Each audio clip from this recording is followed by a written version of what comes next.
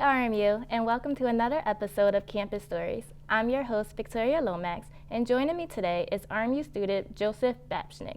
While Joseph may appear to be just another student passing by, what many people don't know is that he is actually a copyrighted composer. So welcome, Joseph. Thank you for coming on the show today. It's a pleasure. And to get started with things, my first question for you is, how did you get involved with music? Well, one of the interesting things, like how I got involved in the music, was my friend played guitar when I was in, I think, second grade, third grade, when we were young, and we were best friends, and he played guitar, and he dabbled around in it a little bit, and I, of course, wanted to play guitar too, but my mom insisted that I played piano instead, so I took piano lessons at the age of 8 that summer, and it kind of just took off from there. I fell in love with it, and eventually I come to love composing music, so that's kind of how I got into it, and eventually it became, most of my life. Was it something that came naturally to you when you first started out? I think everything in some ways just comes, coming naturally just, I guess, means I picked it up at a, fairly okay rate, I guess. It wasn't really hard. I didn't really have too much struggles learning the instrument, piano, but of course, time in practicing, with all the time practicing, you'll eventually become proficient in something. And, I just put in the work. I really enjoyed it, so practicing wasn't that difficult or really a big hassle for me. I just enjoyed it and did it naturally. And you mentioned that you grew to love composing music. How old were you when you composed your first piece? Well, ever since I started really playing piano and learning the notation of stuff, I kind of just came up with my own stuff and, notated, goofy little diddles on the paper and whatnot. I didn't really consider myself serious about composition until I got to high school, however. I started playing piano, and around 10 years old, I went to Westminster College to study with Dr. Nancy DeSalvo and Dr. Raymond O'Cock for piano and organ. And from there, I actually got to meet Dr. Tillmine of YSU. He currently is at TC right now. And I took composition lessons with him, and that's where I really started to get serious about it and started picking up, technique and whatnot. Started writing more tonal and theory-driven music. And then when I got to high school, I went to Lincoln Park Performing Arts Charter School. Mm-hmm. And that's where I met Todd Goodman, who was my current, composition mentor right now. I'm not really officially studying under him since I don't really go to school anymore. I go here at RMU. But, he's always just kind of there for me, kind of been my mentor. And I really picked up composition seriously when I was in high school. I started learning the, technique a lot better, kind of got my own voice as far as my interest in composing music, and kind of just developed my own style, basically. Would you consider your mentor back in high school one of your inspirations for any of your pieces, or do you just go with what you know? Well, I mean, of course, with anybody who studies with someone, they take part of that language and whatnot. But, it's kind of funny. You listen to his music and you listen to my music, and at times it can be, drastically different. There can either be, similarities, I think, or the pupil will, go completely the opposite turn of the leaf. I think that was kind of my case, but there's definitely elements in his music that definitely transferred to mine, definitely. So now, do you have any favorite compositions that you've done? I guess in the words of the famous Frank Lloyd Wright, my favorite piece is, I guess, my next piece. I always want to make my next piece better than any other composition. But I guess in terms of the catalog of music I have, probably my Chamber Symphony would be my favorite. It's my most recent finished piece that was performed. And how long would you say it usually takes for you to compose a piece? Well, it could definitely vary. The Chamber Symphony that I wrote took I started some sketches in early summer of 2013 and finished it roughly around March, I believe, the beginning of March, late February. So I guess from, writing initial sketches, doodling around on the piano and whatnot, to actually, printing the book out, then it will take about, 3 to 5 months, something like that, in that range. That's not too bad. And is it something that you dedicate a whole lot of time to, or do you sporadically get back to it every once in a while? There'll be really either big bursts of time that I work on it, especially if I have a deadline. The Chamber Symphony I was writing for the Lincoln Park Orchestra, so definitely I wanted to hurry up and finish that. Not that I really wanted to hurry up. I wanted to take my time on it, but oftentimes that deadline will definitely kick me into gear and whatnot. I was also entering it into a competition that was due the beginning of March, so that definitely helped. And all these pressuring deadlines definitely shove me along and get me on track and whatnot. But I consider myself I write fairly fast. I work at a fairly fast pace, and usually when I start writing, it'll be very inert in my writing. Once I start, it'll just keep going and going and going until I eventually finish. And last question before we go into the next block. You say that oftentimes you have deadlines. If there's a piece that you finished in a rush, but you kind of want to go back and fix because it wasn't up to par, would you? Not really typically. Most problems that I face, once I'm done with the piece, the next piece will be the solution to the problem, as per quoting composer Christopher Rouse in his interview from The Muse That Sings. That's something that really hit home to me, was that you have the problems that overlay obviously once you're done, but you have the next piece to finish your problems, get better at what you're doing, and kind of solve the issues that you were facing initially. Well, like Joseph's compositions, we have another segment coming up, so stay tuned.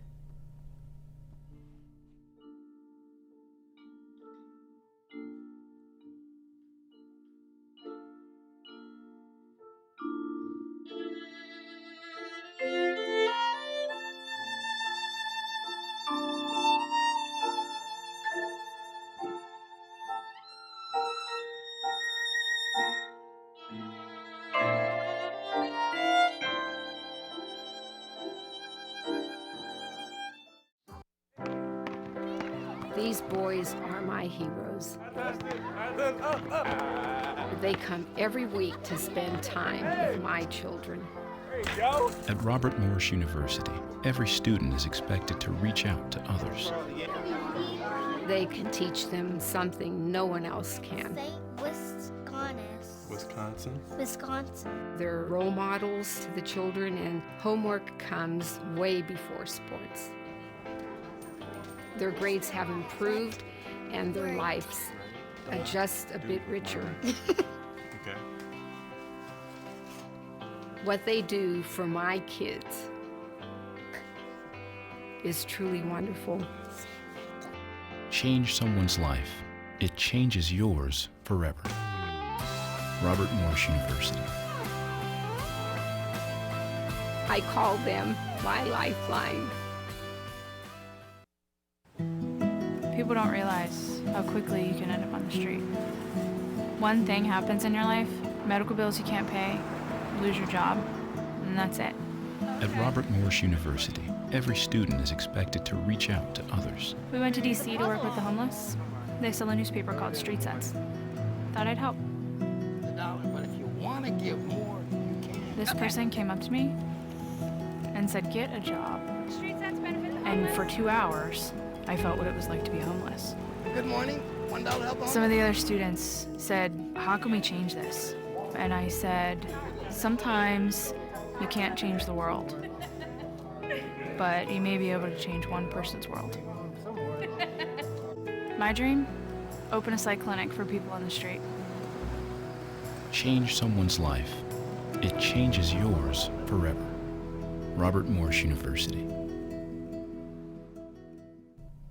Welcome back to Campus Stories. If you are just tuning in, joining me today is copyrighted composer and RMU student Joseph Babsnick. So welcome back to the show again. And as far as I know, before you came to RMU, you conducted and composed for your high school orchestra. Yes, it was performing arts high school, and enrolled in there. I was in the music department, so it was definitely really easy to interact with the orchestra and whatnot. And of course, my composer mentor, Todd Goodman, taught there. So definitely he, helped me out and got me set up with conducting a little bit. Eventually, I kind of was the assistant conductor the last year of high school, but and I've always been around the orchestra. I was the pianist for the orchestra since my freshman year in high school.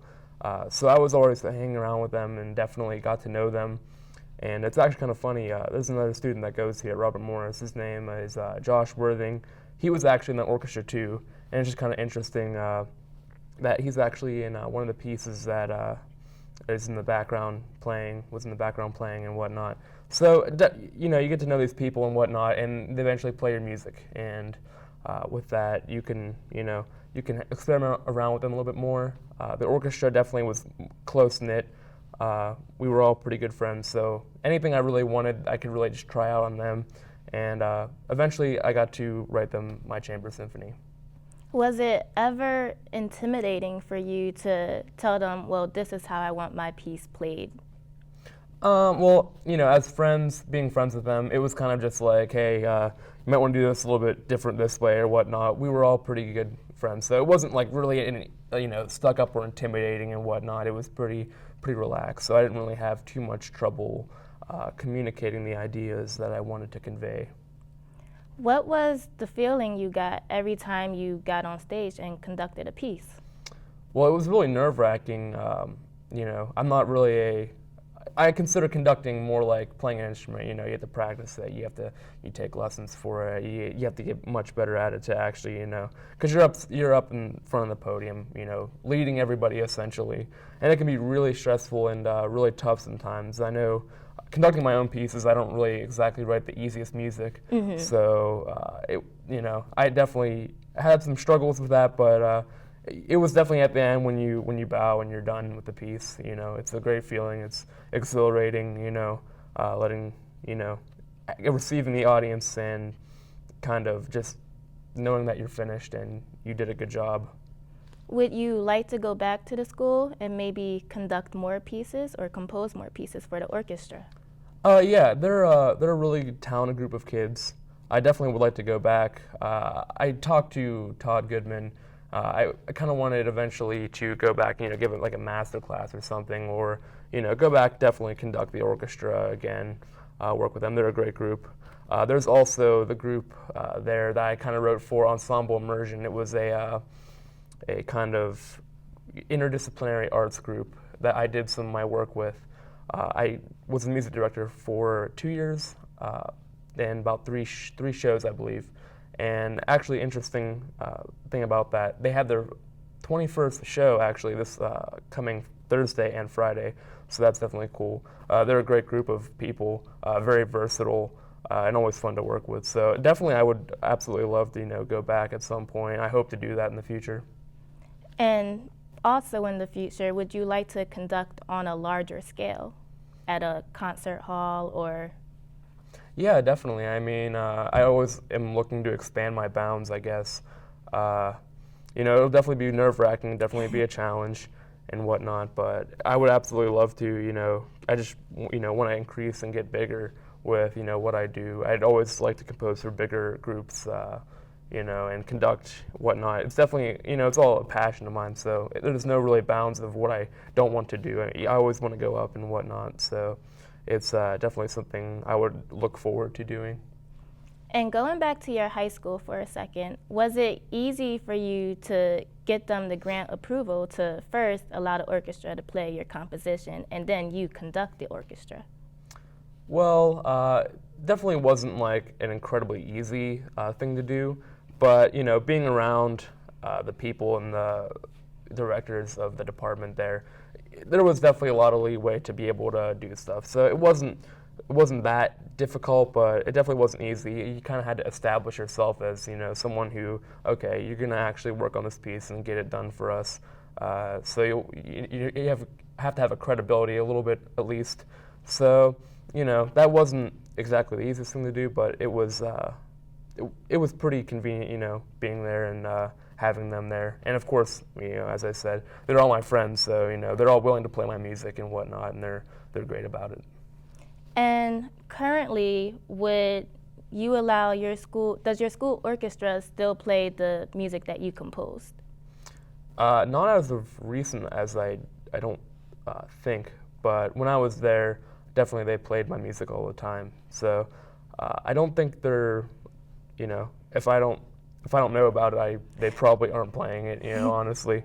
But they would definitely probably play my music again. You know, I talked to Todd Goodman, and he said, there's people that graduate, and I would absolutely allow them to, come back and work with us, but no one ever does. And that's something I definitely want to, keep that relationship and keep doing. So I definitely, would like them to play my music more and whatnot, but not as of right now, but probably in the future. Thank you. And coming up after the break, we will have more with Joseph Babchnik, so stay tuned.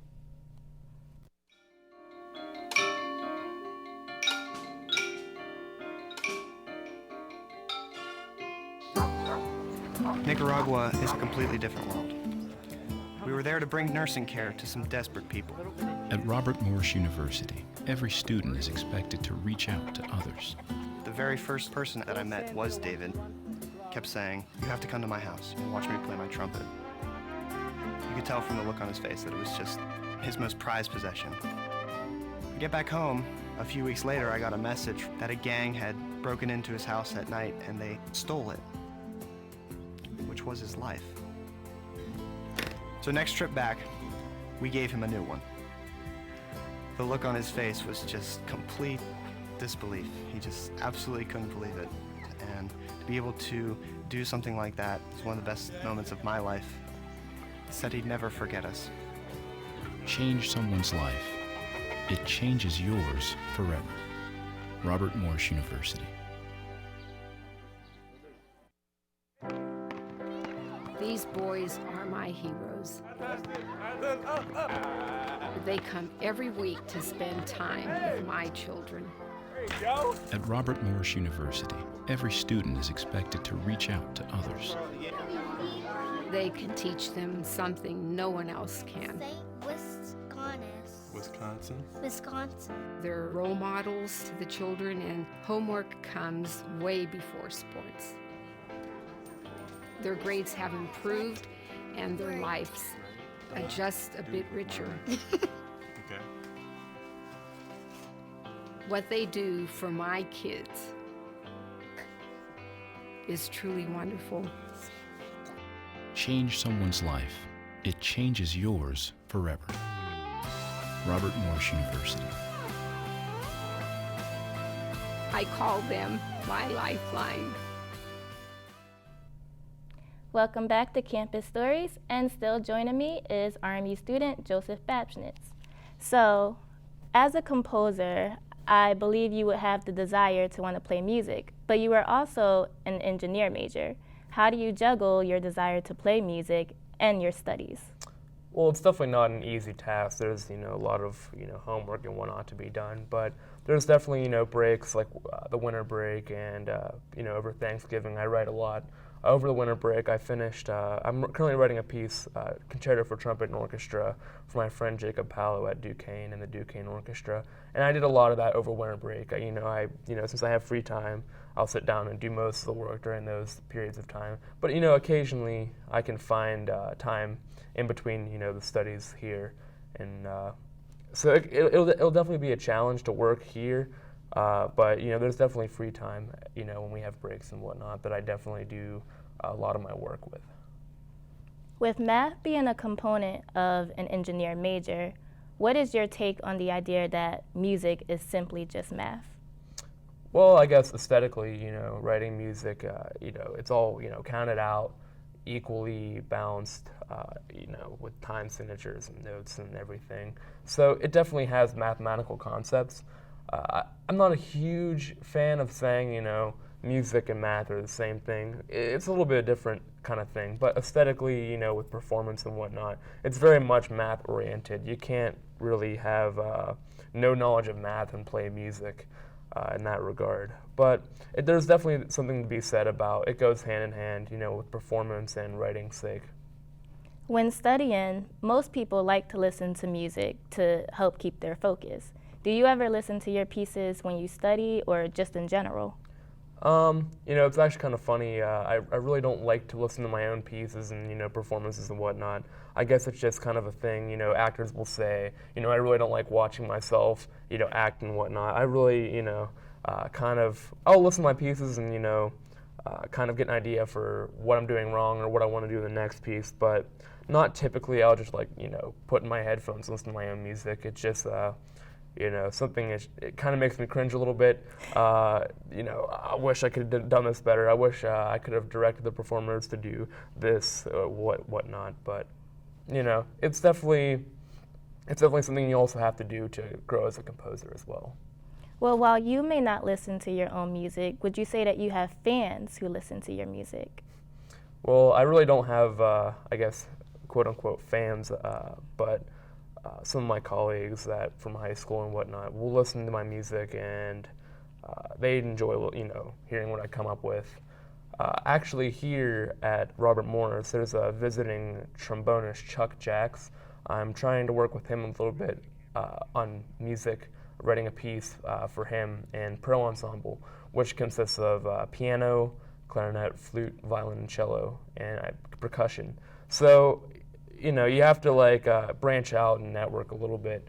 When I first met him, I congratulated him on his performance. I was at a performance of his, and we started talking, and he actually gave my mentor, Todd Goodman, one of his first commissions. It was kind of wow, small world. And, I kind of explained my music and whatnot. And one of the interesting things is he said, oh, you're a student of Todd Goodman, you know him, so I trust that your music is good. And it's just one of those things that makes you realize, oh, wow, this networking thing, having people listen to your music and have a respect towards it definitely goes hand in hand with branching out to other people, too.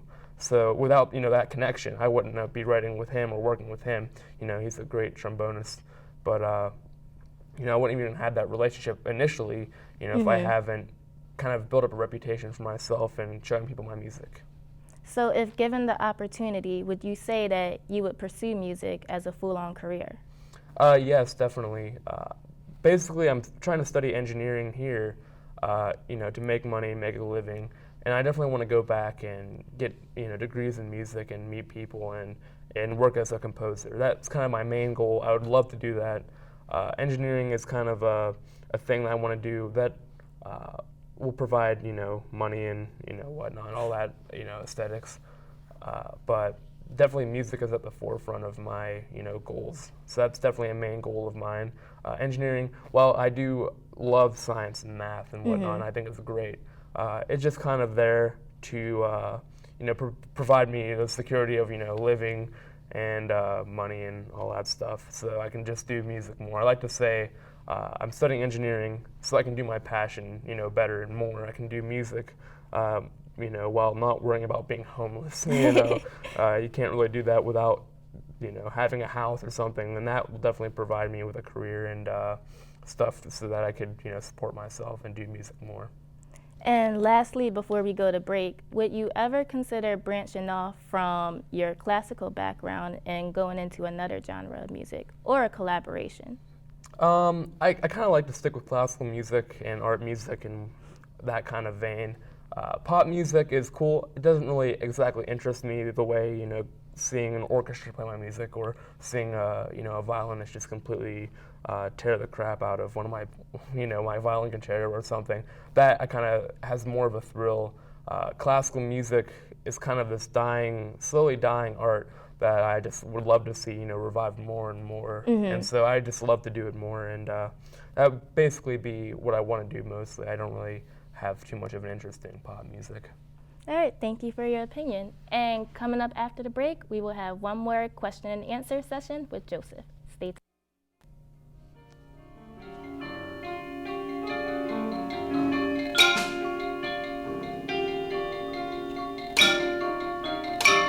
G-Morning, sunshine.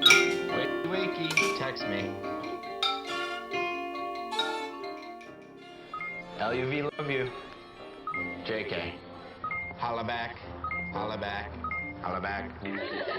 Are you with your friends? That's lame. We're in a huge fight right now. XO. What'd you dream about? Something I did? Are you on your way to the I'm mall? lonely. Nude pics. Send me some. Text me. I'm starving. What's for breakfast? Guten Tag! Johannes, Franz! I bring you arts-enriched Raisinblums, fortified with increased test scores and creative problem-solving skills. It's good! And good for you. Bobby? Susie? Don't worry, that's just the power of the art! Feed your kids the arts. For 10 simple ways to learn how, visit AmericansForTheArts.org. You ever think about buying a bigger place? Just waiting for a visit from the credit fairy. There is no credit fairy. How else will I get a better credit score? Look, you keep your credit card balances low and only open a new card if you really need it. No fairy? There's no magic to improving your credit, but there's help, and it's free. Go to creditfairy.org. Yes, ready.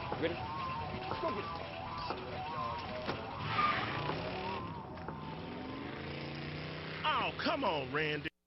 Animal shelter, here I come. And no, I'm not crazy or emotionally damaged. That's a stereotype. I just belong to a total loser. I'm a good dog. So if you want a pet, adopt. And if you see Randy, tell him he dropped his wallet.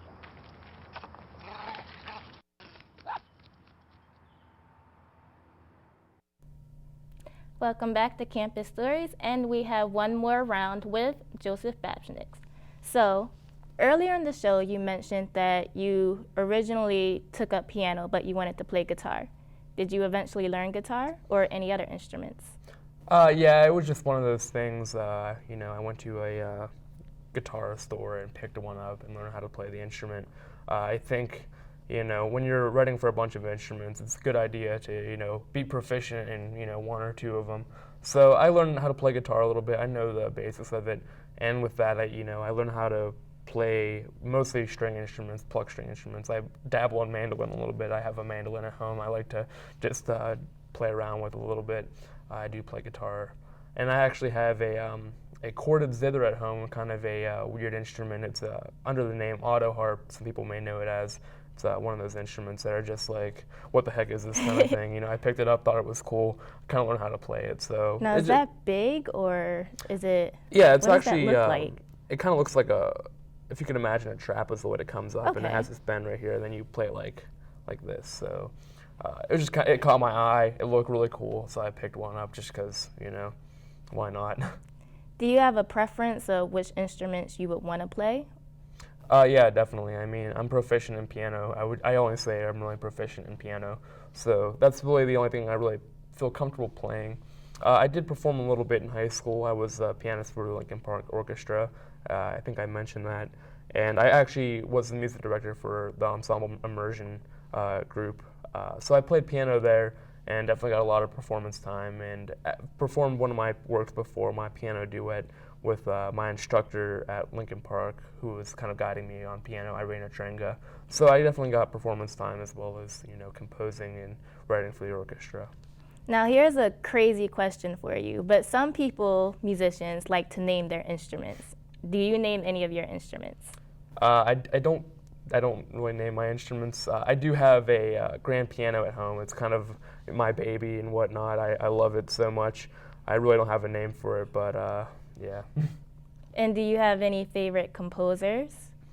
Yeah, I definitely favor some of the minimalists of the 20th century, John Adams, Steve Reich, Terry Riley, but I definitely love to get into you know, new complexity composers, Brian Fernie-Ho, and maybe even George Crumb. I love those composers that have this kind of sacred attitude while having this complexity, but overall, you know, minimalistic texture is really what I like to listen to. All right, well, thank you, Joseph, for coming on the show today. And I hope you had as much fun as I did on Campus Stories. We will be back next week.